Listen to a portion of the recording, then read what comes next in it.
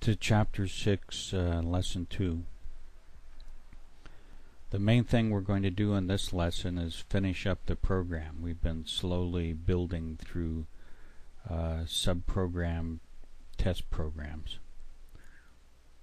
and our sub-problem test programs. And so the first point is the integration of the sub-program test programs into the OP, or the over program. And then we want to talk about how the over program itself starts to evolve, because we discover there's features that we want in it that we don't have. Usually we discover this when we actually start using it. You know, we go, well, that works great, but it'd be nice if it had this capability, so we start modifying the over program. And whenever I do that, I create a new version, so that if I totally mess up the modification, at the worst case scenario, I can just go back to the old version and start over again. So the evolution of the over program, which we now name downloadhistory.cs, involves to a huge extent the evolution of one function, which is the function name getTodayFileName. And getTodayFileName really is the subproblem test program we were using that created the date and then appended it to a name. And the way that actually involves not only adding new features but improving the coding, making the coding more fit good coding practices, good programming standards. I'm not going to do compiles so much in this version as just look at the code as it evolves. I'll probably do a compile when we look at the final versions, which actually are OP13 and OP14.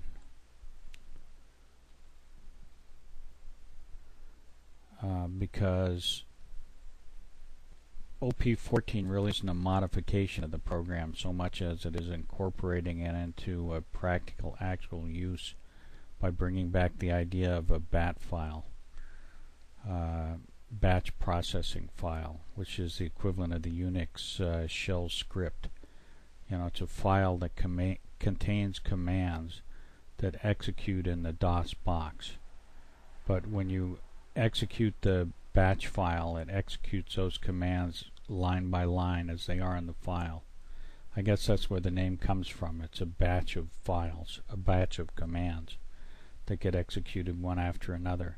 So we're going to bring that back. As you remember at the start of this, looking at this program, that's what we had, was a batch file that did a directory listing and sent it to a file.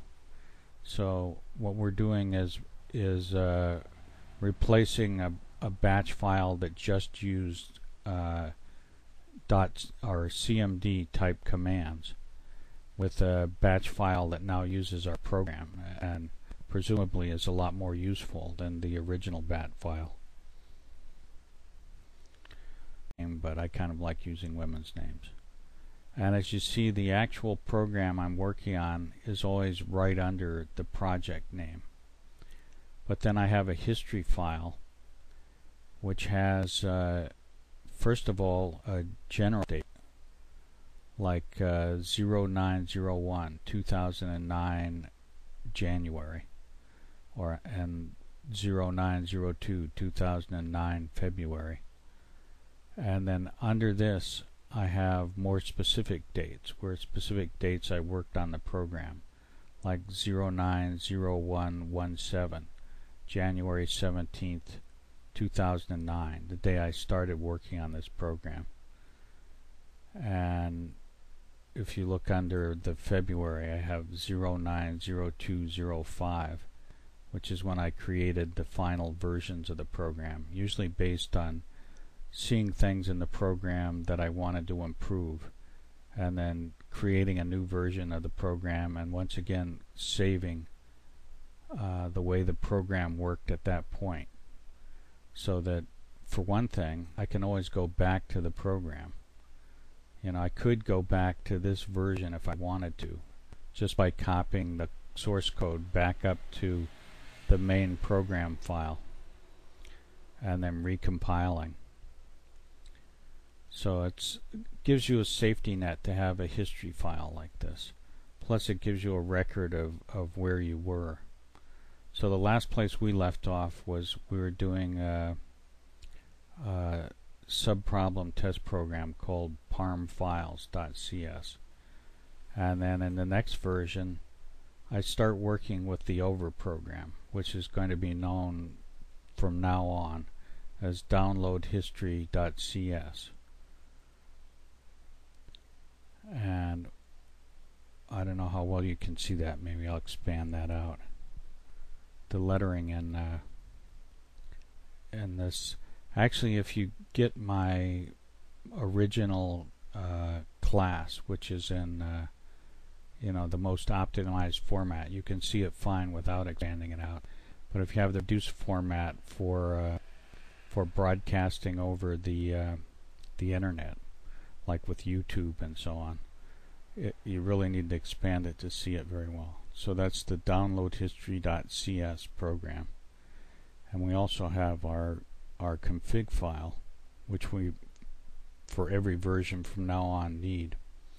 And if we double click on our config file, it expands out to the format we got familiar with in the test program, which this is the name of the history file, and this is the name of the directory that's within that the history file's within, and this is the name of the directory that our new downloads are in, and this is the filter of the type of programs we want to look at, which is just in this case the flash video type programs. So I can just double click on this to pad, at least on my system, because I have it defined as the default thing that opens .cs. You might have the default as Explorer or something like that, and you can change that. I'm actually going to have a third lesson in this chapter where I talk about tricks and techniques, like changing what things automatically open with, and like changing the right click so you can do things like go to the command prompt or the DOS box with a right click, so you can very quickly, you can look at files in Explorer and then very quickly go into the DOS box by just selecting the file and right clicking. There are a lot of techniques like that that I've developed over the years that that aren't readily available. I don't think to most people. I think most people don't have any concept of how to do it. But as you see, one of the main modifications we made is our subproblem test program has now just become a function within our program. The read parms function. And we've also taken code that was just in a test program and turned that into a function, the getTodayFileName function, which actually becomes one of the main subjects of the final modifications of the over program. And basically what this does is it gets the date today, converts it into month, day, and year, and then concatenates it with the hard-coded file name downloads in order to get a file with a unique name, at least unique in terms of that day, because if you do multiple get today file names, you're going to overwrite the old get today file names, because you'll end up with the same file name with the same date appended to the end of it.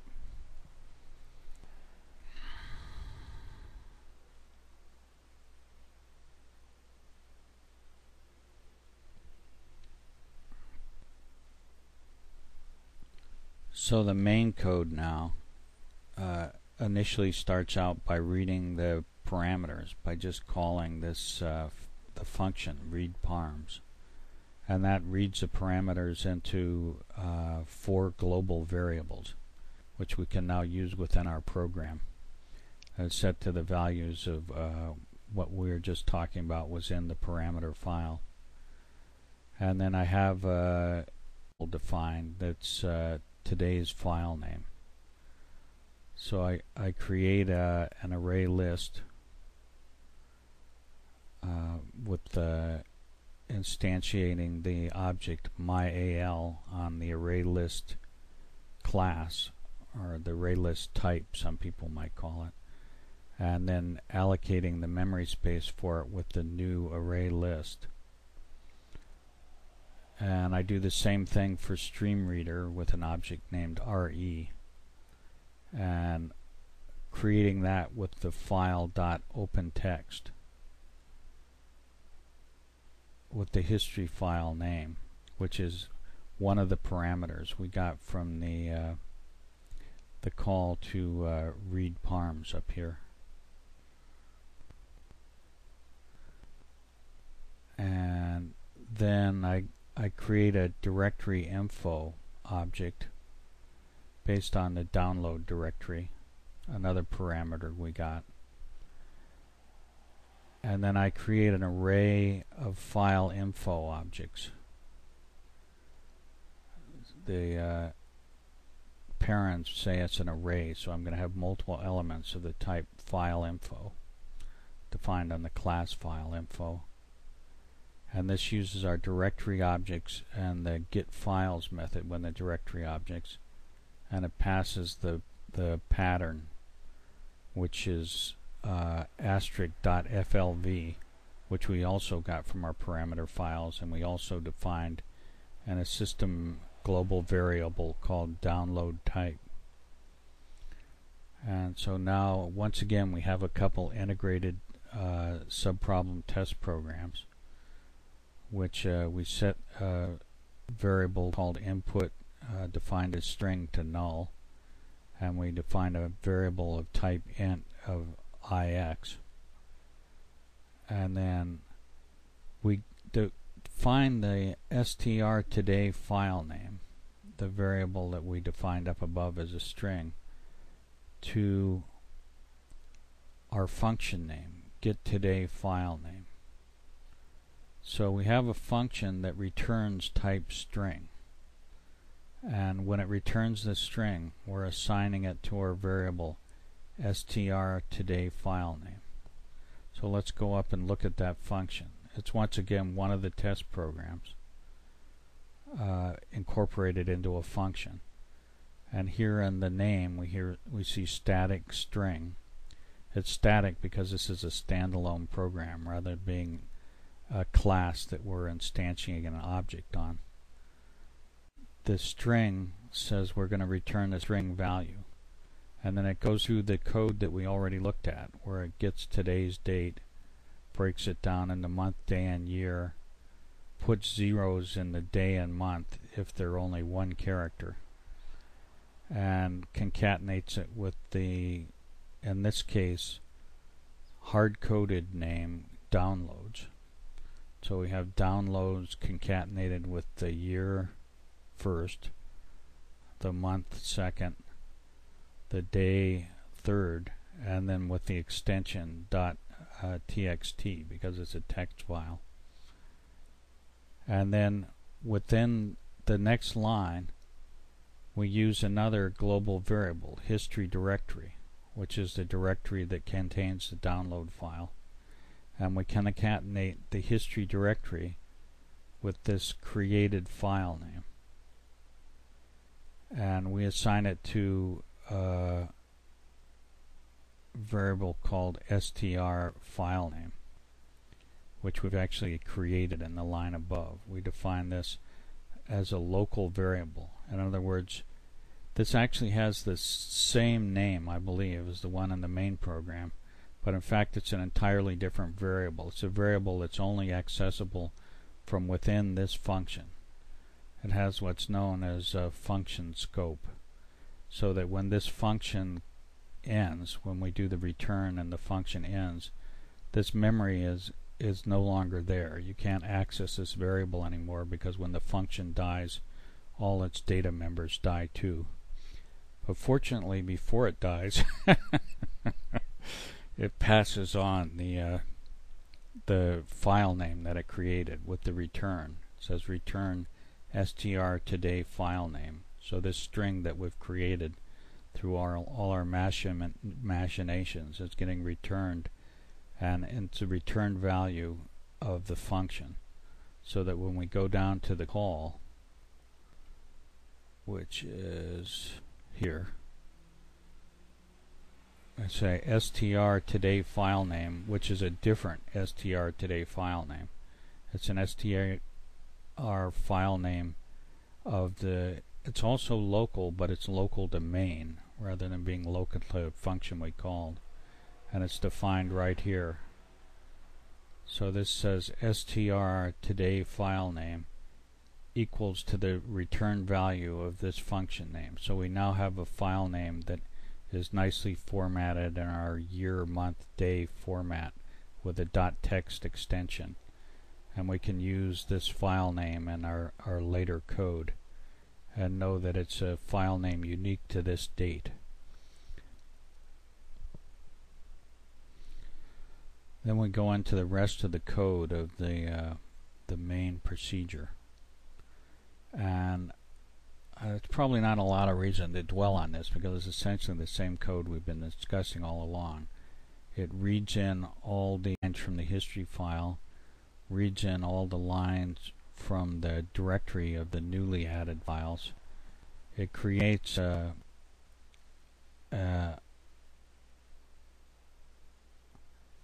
overwrite file, which is the same as the existing history file name, and then it writes all those lines out in a loop that goes through everybody in the array list. All the members of the array list, and we know how many members are in the array list because we're using a property of the array list called count to say where our index should stop iterating. And then we do a write line of the stream writer object with the array list array indexed by ix.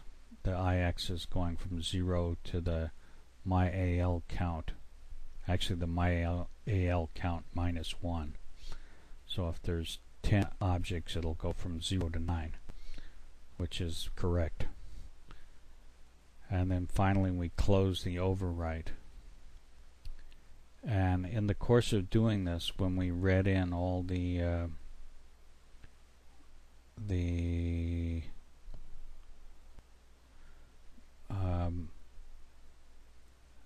lines from the history file, we also wrote out a backup history file, which has the file name with the date appended to it. So we now have a copy of the way the old history file looked, and we overwrote the new history file. And this is good except for one problem, which we mentioned several times. They're not sorted, and we really want them sorted because we want to quickly look at the list and see if we've already downloaded something before we attempt to download it either again or for the first time, depending on what the list says. So if we look at version 11, double click and bring it up here. One of the main innovations of version 11 is that it now does a sort.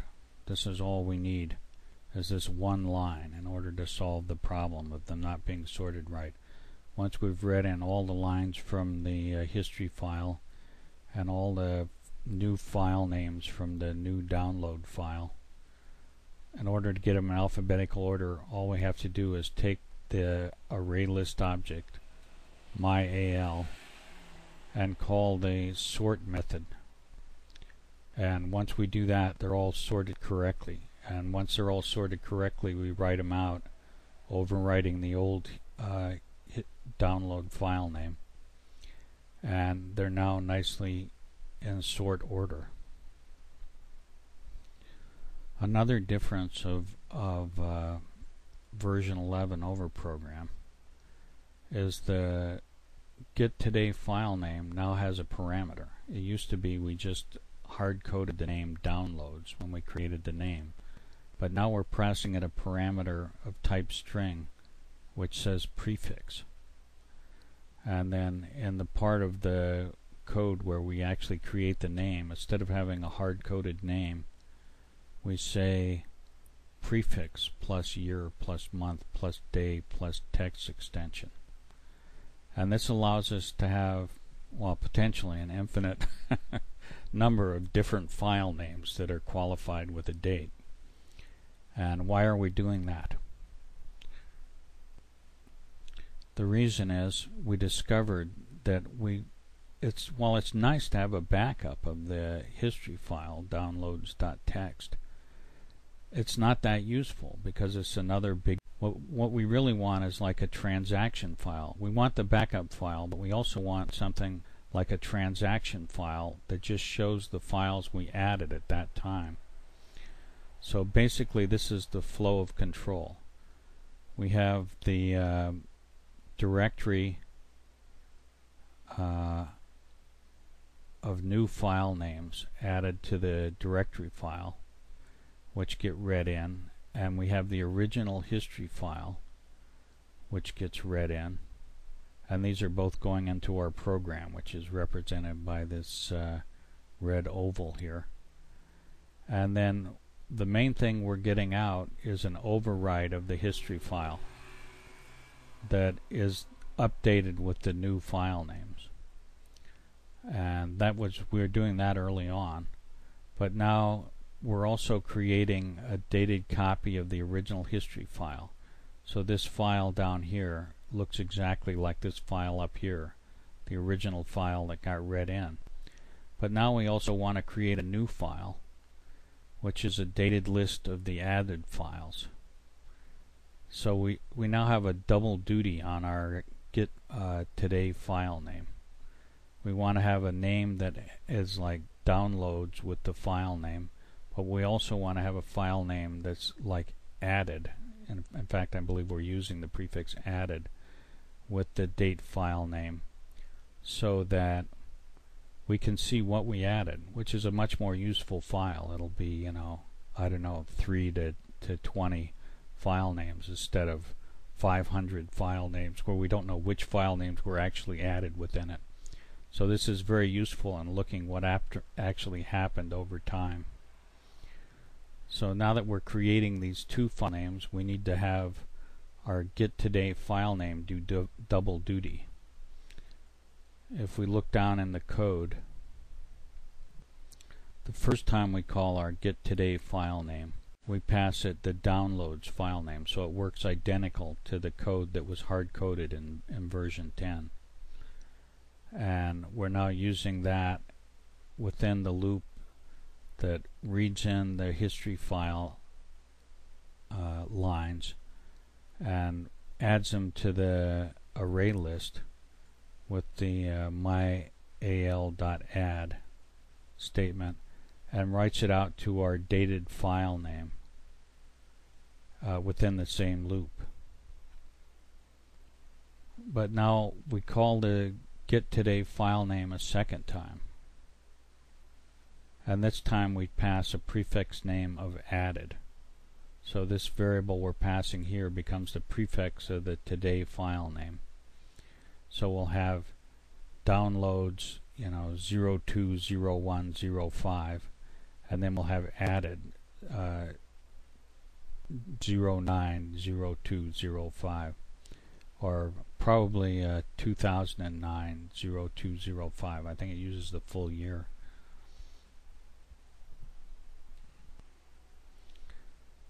And here we open another StreamWriter object. This is called add under WR to distinguish it from the download StreamWriter object. And this is created on our str added file name, which had the prefix added up here. And when we go through our loop that adds the file names from the directory to the array list, remember we've already added our lines from our history file. Now we're adding the names from within the directory listing. We do a call to the WriteLine method of the StreamWriter object, add WR, and we write all these directory file names out to it. So we'll now have an added file that just has the names of the files within that directory. And then we close our added file name, and we do our sort, and then we write out all the lines to the updated history file. To the same name as the original history file. It'd be downloads.txt, which is just a parameter that got set in our read our parameter file. And we close our overwrite file, and we now have multiple files. We have 3 files. One's a backup of the original history file, and one's added file transaction record. And maybe you ought to compile and run that so you can see how that looks. So I right click on my version 11 directory, and I select the command prompt here command, which probably doesn't exist on your computer because I created it, but I have the next year I'm going to talk about how to create that command prompt here command. I click on that, and we're now in the directory that has those files. If I do a dir, we see our .cs file that is this version of the over program, and we see our download history parms.txt file, which is the parameter file, which in the classic, the data is the program of the program, controls where the program gets things and where the program writes things. So if we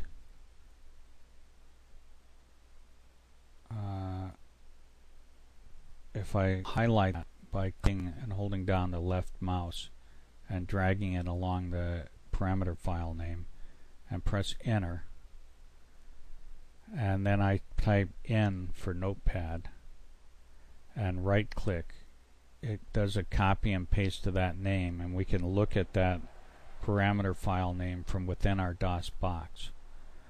And here's our parameter file name with the parameter values we've been talking about.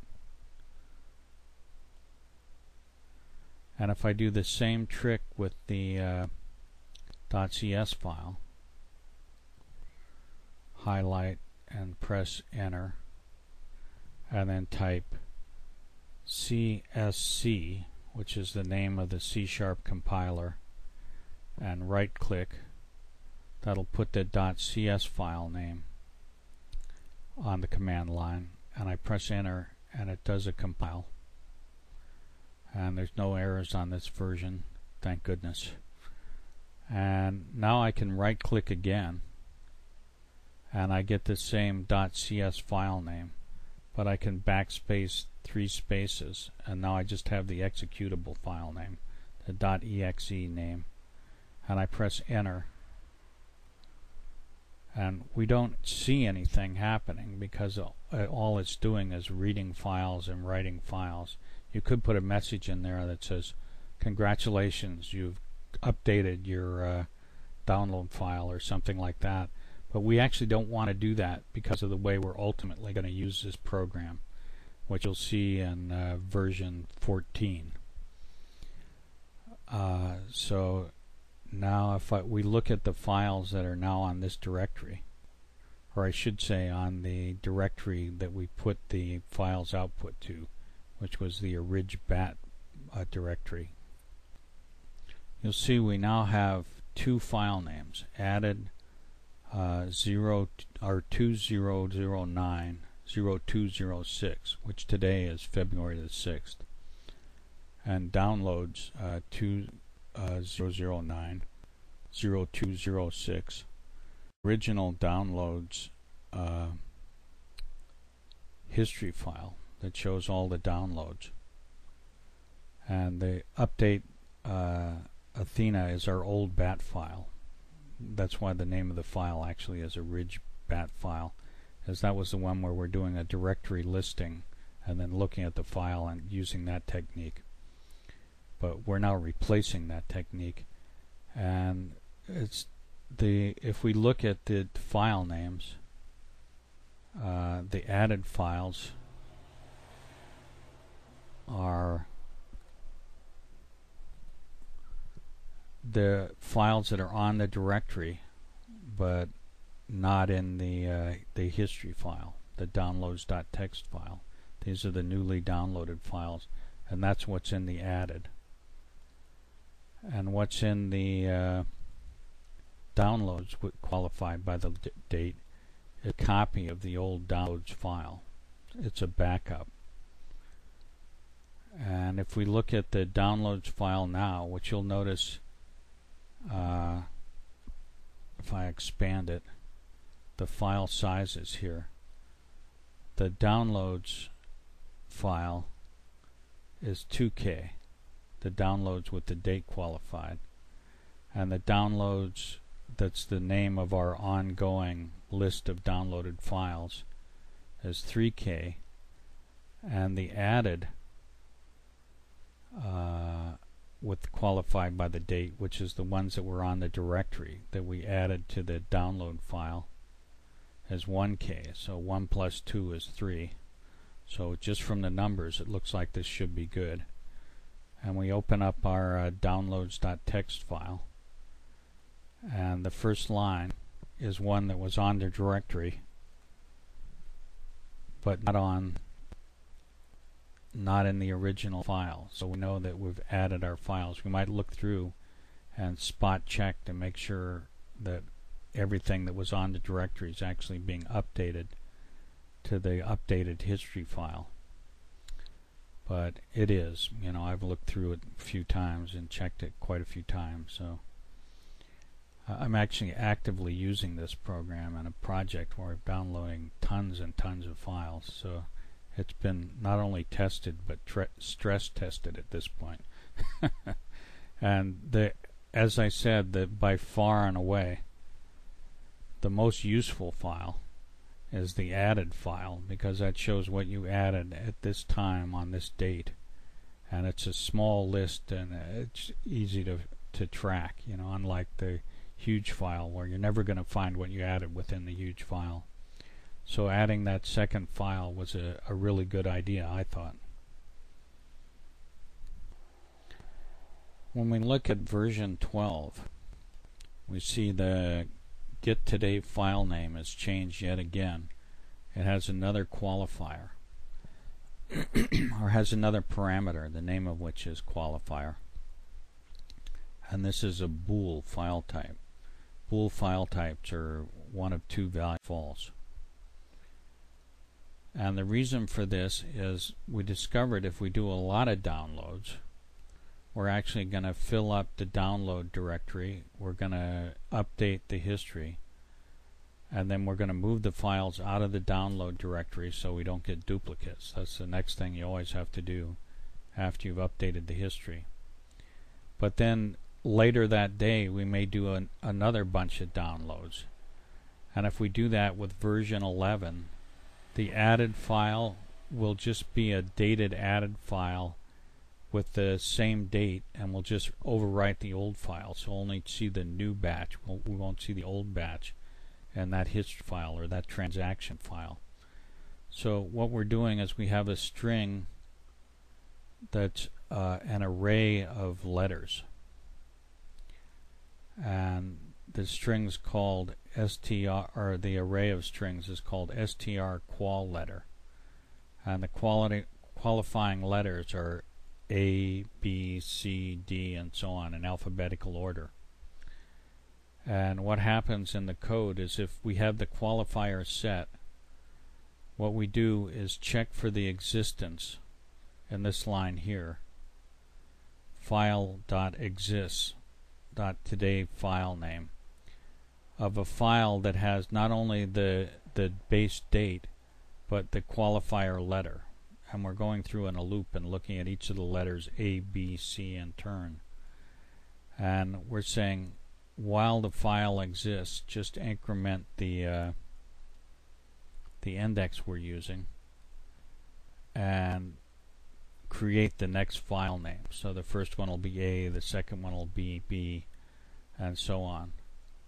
And then when we finally find a file that doesn't exist, that'll be the name that we use. So when this falls out of this loop, the str today file name will be the base name plus the date plus a qualifier letter that's unique. You know, if we have a B, and C qualified file name, it'll be D. You know, so we have a unique file name that won't overwrite the old file names. So if we run this version of the program and we look on our history directory file, we'll see these three files: downloads.txt, which is 3K, which is the uploaded the updated downloads file with both the original history and the file name